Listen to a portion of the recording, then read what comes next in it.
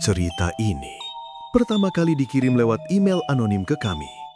Pengirimnya mengaku seorang resepsionis hotel di wilayah J, disensor atas permintaan narasumber. Ia menulis, "Saya hanya ingin seseorang tahu apa yang sebenarnya terjadi malam itu. Kalau orang lain bekerja di hotel ini setelah saya, tolong jangan angkat telepon dari kamar 313. Hotel tempat kejadian ini bukan hotel besar.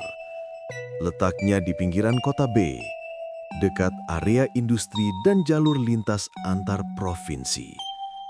Sebagian besar tamunya sopir antar kota, pegawai dinas luar, atau wisatawan yang terjebak hujan. Bangunannya 2 lantai, model lama, tanpa lift, hanya tangga kayu di ujung koridor. Resepsionis yang menulis cerita ini menandatangani laporannya dengan inisial R. Ia baru 2 bulan bekerja di sana, menggantikan karyawan lama yang keluar mendadak tanpa alasan jelas. Menurut R, malam itu adalah Kamis malam menjelang Jumat, dan ia sendirian di shift malam. Sekitar pukul 00.20, telepon meja resepsionis berbunyi pelan. R menulis bahwa deringnya aneh, tidak seperti nada dering biasa. Lebih seperti bunyi klik-klik-klik, diikuti suara serak, seperti nafas seseorang yang sangat dekat dengan gagang. "Selamat malam, Hotel S dengan R di sini. Ada yang bisa saya bantu?" Tak ada jawaban. Lalu, di antara suara statis yang pelan, terdengar bisikan. "Kamar 313. R langsung membuka daftar tamu malam itu, tapi kamar 313 tidak ada dalam sistem. Nomor kamar di hotel itu hanya sampai 312, karena kamar terakhir di lantai 3 sudah lama ditutup setelah insiden beberapa tahun lalu. Keesokan harinya, R mencoba mencari tahu dari penjaga lama, Pak RN, nama disamarkan. Ia bilang, "Oh, itu kamar yang di ujung. Dulu nomor aslinya 311, tapi setelah direnovasi jadi 313. Tamu terakhir yang nginap di situ meninggal. Katanya serangan jantung, tapi anehnya tangan dia masih pegang gagang telepon waktu ditemukan. Kamar itu lalu dikunci dan dicabut dayanya, tapi kabel teleponnya tidak pernah dilepas. Setiap kali mereka coba copot, jaringan telepon hotel malah mati semua. Akhirnya mereka biarkan begitu saja." Malam berikutnya, telepon berdering lagi di waktu yang sama, 00.20. Nomor panggilan internal di layar telepon 313. R menulis kalau dia mencoba menenangkan diri dan menjawab.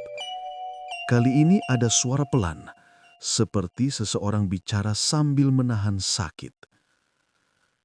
"Tolong, AC-nya terlalu dingin, matikan dulu." Masalahnya kamar itu tidak punya AC. Unitnya sudah dilepas sejak renovasi tahun lalu. Ia menatap monitor CCTV lantai 3 dan melihat pintu paling ujung perlahan terbuka. Lampu di dalamnya berkedip-kedip. Ia memberanikan diri naik ke lantai 3. Koridor di sana panjang, lembab, dan gelap. Langkahnya bergema di antara dinding yang berjamur. Pintu kamar 313 tampak sedikit terbuka, seperti ada yang baru saja keluar. Dari dalam, terdengar suara telepon kamar berdering, lambat, berulang-ulang. Ia menulis, "Saya tahu ini bodoh, tapi saya ambil gagangnya. Saya cuma mau bilang, jangan telepon ke resepsionis lagi." Tapi begitu saya pegang, terdengar suara perempuan yang sangat pelan seperti ada di belakang saya. Ia bilang, "Sekarang gantian kamu yang jawab panggilanku."